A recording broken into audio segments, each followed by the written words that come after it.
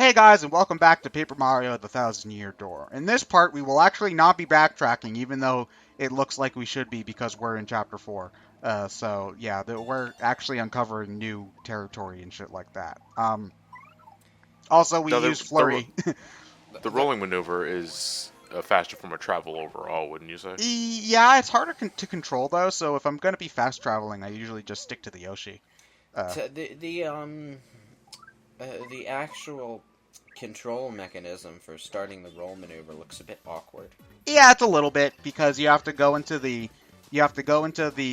the R button to switch into like kind of the sideways mode. That's pretty easy to work with because you use that quite a lot. Trying to roll into the piece of paper is sometimes a little bit awkward because you'll swear you're doing circles on the control stick and it won't read them right away. Thankfully, however, you don't use the roll up ability too often, so it's never really that big of a deal. I can only think of a handful of times you use it off the top of my head. So it's not a huge deal. And for what it's worth, there are some kind of fun puzzles with it. So I like that aspect of it. But yeah, crazy daisies! I hate these guys. I hate these guys so goddamn much. Um, They seemed to kill one just fine earlier, yeah, but they can put you to sleep though. Is which you guarded. Yeah, but their attacks are really hard to guard because they sing instead of like attacking you. So it's really hard to know when you're supposed to press the A button because there's no clear visual indication of At it. what point does the song become murder to my ears? Um, when Luigi starts trying to sing, he really needs to take some She point. is my cherry bomb. Luigi, I told you to learn the lyrics. Oh man. Yeah, But so but yeah, this area, you backtrack through this area a lot, and this is a much more annoying area to go through, backtrack wise, because the big thing about it is that the enemies are way harder to go past without fighting them here because you'll usually get caught by an enemy at that part where you have to turn sideways. The areas are way too narrow to generally avoid stuff normally, and you deal with this shit for like 3 screens. So yeah. See, like I don't want to fight this thing, and I'm working really hard to try to avoid it. Although this is where you can get, I believe it's Amazy Daisies, which work pretty similarly to how they do in Paper Mario 1, where if you find one and you manage to kill it, which is really hard, you get a butt ton of experience points. So, yeah. Do you show up on Amazing Daisy at some point? I probably find one, but I don't. Yeah, I look at it. Dude, do you know how hard it is to kill those things, though? Because they've got 20 HP. They usually run after the first turn. And if they don't run after the first turn, their attack does 20 damage, which could kill you in one hit at this point in the game. So, I get kind of scared whenever I see one, honestly. It's not like a metal slime in Dragon Quest, where they're just kind of annoying to kill. Because in Dragon Quest, the thing about metal slimes is they've got like, I think it's like 4 HP. Every attack you do to them will do like 1 damage if you hit because they've got high evade, and they usually run. But if they attack, they're not doing a lot of damage. In Paper Mario, if you run into an Amazy Daisy, if you get hit by their attack because they decide to attack you, you could very easily be dead. So yeah. But you can super guard their attacks, though. Yeah, you can, but fuck if I'm gonna ever figure out the timing for super guarding an Amazy Daisy attack. I have trouble just trying to guard it normally. So yeah, those things they're scary, and I don't like fighting them. They're scary, and I don't like their douchebag face. Yeah, they are. Oh, okay. Honestly, though, Amazy Daisies will never be as annoying as they are in Super Paper Mario. Because you run into them in the third chapter where you're trying to climb a tree. If you get hit by their attack in midair, you will fall asleep and then fall all the way back down the tree. And you have to climb all the way back up. And it's really annoying, and I hate them. They're assholes. Uh, yeah, they. just the mere thought of trying to dodge around platformer enemies while climbing up a tree just gives me flashbacks to a certain part at the beginning of Ronald McDonald's Treasure Adventure, or was it Island? I don't know. Why That did you game play that I had Ronald? when All I right, we got to because scratch it that was off one the of brain scratch bucket list of games I never thought I'd hear mentioned on a commentary. it was one of the very first 4 Sega Genesis games I ever owned. It's that stupid Ronald McDonald game with its 4 stupid levels. And I tried going back to it recently just for nostalgia's sake, just to say, I've heard people talking about this game like it's the most awful thing ever. Was it really that terrible? I seem to remember having an easy enough time with it, but then I got halfway through the first level and realized how obnoxious the enemy placement was. So my prevailing thought about the game now is, oh god, how did I ever beat this as a kid? Yeah, Lewis had the realization that kid Lewis was dumb.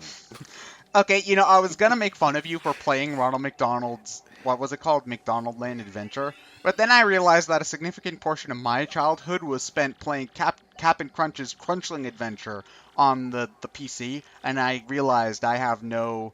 That sounds like one of those Flash-based games. You know what was a cool mascot-based game? Cool Spot. Everybody always talks about Cool Spot, I don't get it. Like, what is he even a mascot of?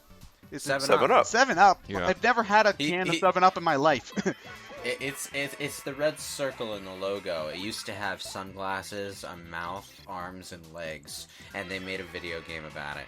And it was kind of funny because he was actually a miniature Cool Spot logo, so everything was huge. So it was like playing Honey, I Shrunk the Kid, only with a 7-Up mascot. It was Yeah, great. makes you Thursday for 7-Up. Okay, sure, whatever. Everybody's got those product placement games. And I maybe- remember one of the levels was called Off the Wall, and it was you running around inside a wall. Yes. Uh, I always wanted to play Pepsi Man. Pepsi Man! Is that game that's basically just City Escape? Yeah. That Sonic Adventure 2 shamelessly ripped off. Oh wait, that came Shame out on first? you, I That see. came out first? Yes, I believe Pepsi Man came out first. Oh wow. Oh, that room's one of the scariest rooms in the game, because you walk in and then suddenly like 10 buzzy beetles fly at you, and you're... But, Yeah. but only one of them shows up in battle? Yeah, well that's because, like... Well, only one hit you. Well, here's the thing. You'll be hit by one. They'll get a first strike on you. You start a battle. You'll get hit by... The battle will end. Then the next one will immediately hit you. You start another battle. Repeat that process about 7 times. And then finally you might be able to dodge like the last 2. And pick up all the coins that you just got. Also, But- fuck fighting this guy legitimately because he's got a spike on his head. And I don't have the spike shield patch. That hurts my feet. Ow! That's one thing I do like. If you ever use any moves that will like rattle the ground, like a power hammer attack or something like that, there's a pretty good chance that all of the set pieces in the background of the stage will fall down and damage everybody. Which I think a POW block does the same thing. a PAL block, some hammer moves do it. I don't know if any enemy moves will ever do it. Wait, can you move around in 3 dimensions when you're rolling on the ground? Yeah, it's Yeah. just a little bit awkward. It looks like it should be impossible. Never mind awkward. Like How do you steer when you like that? you make very wide turns is the big thing. No, the answer is you believe. Okay, yeah, you believe. Also, that hole right there in the background, this is very important to go in because it'll save you another backtrack trip through this place. Because one of the well, there's a star piece here too and a shine sprite, which is good. But I believe the ice smash, that move's not important. Here you get the cookbook. After chapter 4, you will unlock a trouble center mission from Zesty the chef. And you need to find that cookbook in order to get the ability to cook 2 items at once. So in order to save yourself some pain in backtracking, you want to make sure that you get that now. Also, there's booze in this place. Ooh, spooky. Lonely booze. Ooh, spooky. Oh, wait, hold on. It's the star. So if we jump around in the star backwards enough times, we'll be able to play as Luigi. That's how the Gotta room... collect 2,401 coins. That's how it works. Sorry. Man, fuck the Luigi. While drinking Red Bull. Honestly, I think that the getting Luigi and Mario 64 rumors are stupider than the old Pokemon ones, like you could get Peekaboo or something. Like, Here's how you get Luigi in Mario 64. You buy the fucking DS version. There. That's expensive. oh man. Oh, hold on. This point. Now keep track of how many boos are coming out of here. I believe it's 200 boos. If you guess right, the boo here will give you a Ultra Shroom, I think. because he's just a nice guy like that. I think if you get it wrong, take this, math nerd. I think this was right after I played Luigi's Mansion for the first time, so I see all these boos come out of the box. I was like, oh, fuck. Oh, fuck. And luckily, no, just for a quiz game. Okay, now you can ignore this boo right here, and it'll actually make the chapter easier for you. But I'm gonna talk to him because I'm a dick. But basically, if you ignore this boo, you can go through the entire area with the only enemies being, I think, swoopers are their names. But if you talk to the boo, then all of these boos will start appearing in the main hall. And again, like, even at this point, like, they might just be here and not be bothering you. But what will happen is if you stand still, the boos will, like, try to clomp on you. Like this. And if you let too many of them get on you, you'll be carried out of the steeple, I think is what happens. So you super hammer to get them off of you, and then you unlock an optional mini boss against an atomic boo, I think is what it's called. Oh yeah, Atomic Boo. They should have called it Boolossus as a Luigi's Mansion callback, but whatever. Oh, you need the Poltergeist 3000 to fight boos, they said. Oh, Mario wouldn't survive in a boo house, they said. Yeah. And after you beat this mini boss, normal boos will start roaming around the steeple. But you know, the first time I played the game, I didn't know what to do with these guys, so I just ignored them. And then later, when you fight boo recolors, I'm like, wait, you can fight boos in this game? So yeah, I was really confused the first time I played this, but it's basically not too hard of a mini boss in general. So yeah. We're talking about confusion. These boos are giving you shit earlier, and now they're cheering you on. No, they're cheering on the other. They're cheering on the other guy. No, they were cheering for you after you just did your little fancy stylish jumps.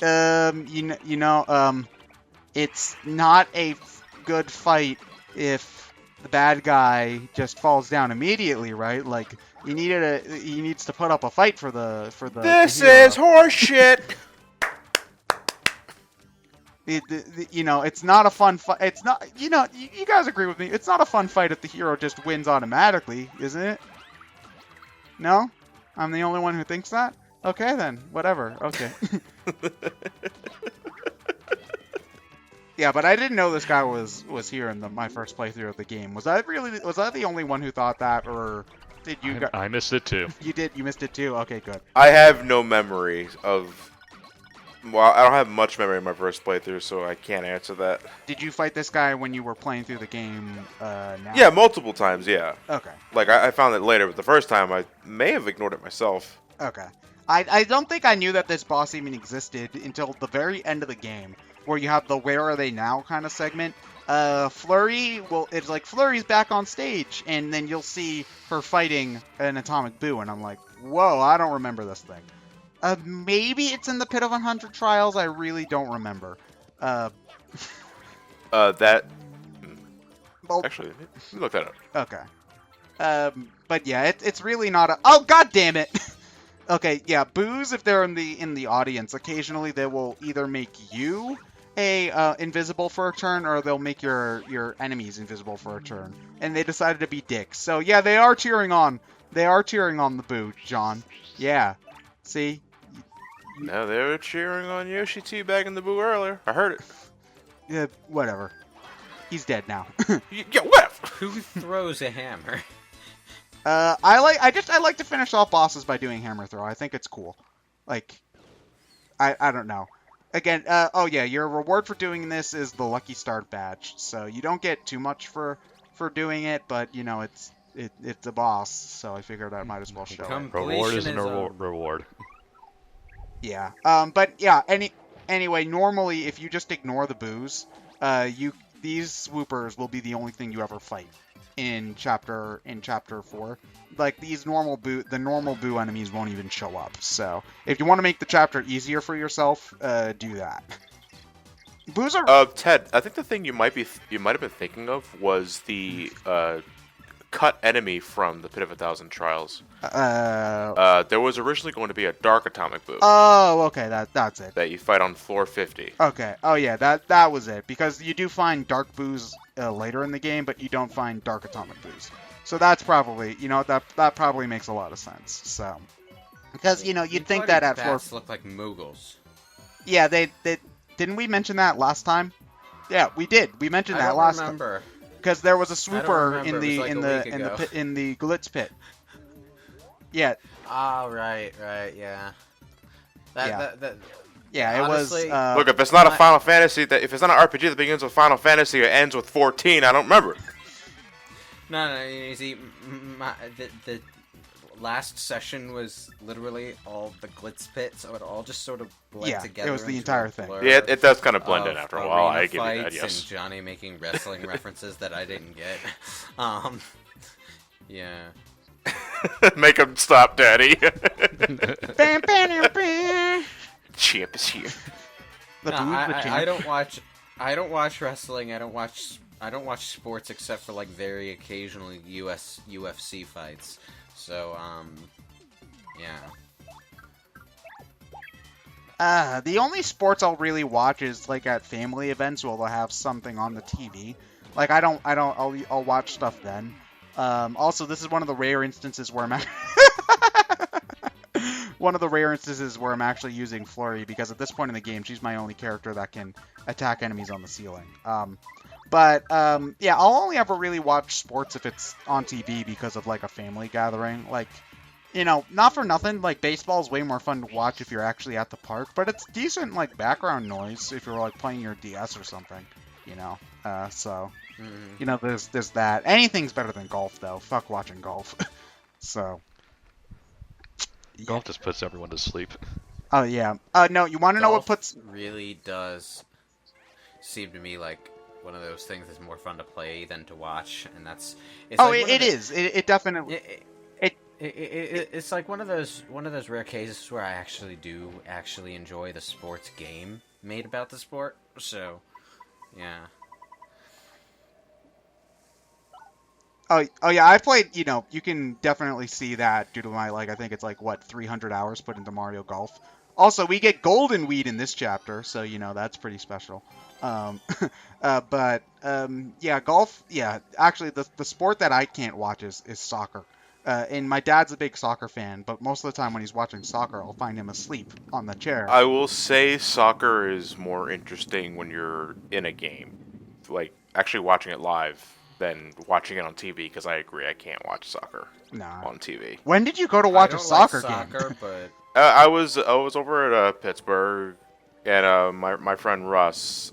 I mean, it wasn't it wasn't FIFA related or anything like that. It was just more like my friend's brother's soccer game. Okay, so you were watching. And I went to give him company, and I ended up, it was a joyous atmosphere. I like it. Yeah, how many soccer moms were yelling about how their kids... Oh, I wasn't anywhere near them, and I'm not sure whether or not it was a good or bad thing. So. It's definitely entertaining, I'll say that. Oh man, here we are. We're literally talking about sports during an RPG. We've hit a new low, guys. Sports. Well, hey, we're at the... Says you. This is... Just because I can watch some sports and you can't, doesn't mean I'm ruining my good time, ruining yours. But I don't care. Well, this is probably the simplest dungeon in the game, and that's because it's intended to be backtracked through 3 times. So yeah, we're at the very end of it here. All you have to do is get the switch, hit this button 2 times to move the staircase back in order, and then we're at the boss. So the first time I played through this game, I thought that this was the shortest chapter known to man, but then you get to the twist later on, which actually we will be covering next time. Oh shit, we've got 30 seconds left in the part. I was gonna do a dramatic cliffhanger type thing there, and then I fucked it up. Ah, damn it. Good going, Ted. Do we have another sports tangent to last us another 10 seconds? Oh wait, hold on. Sports. That stained glass artwork is really pretty. That's okay. There we go. So we'll be figuring out. Person that's on the stained glass looks like a dick. Dick.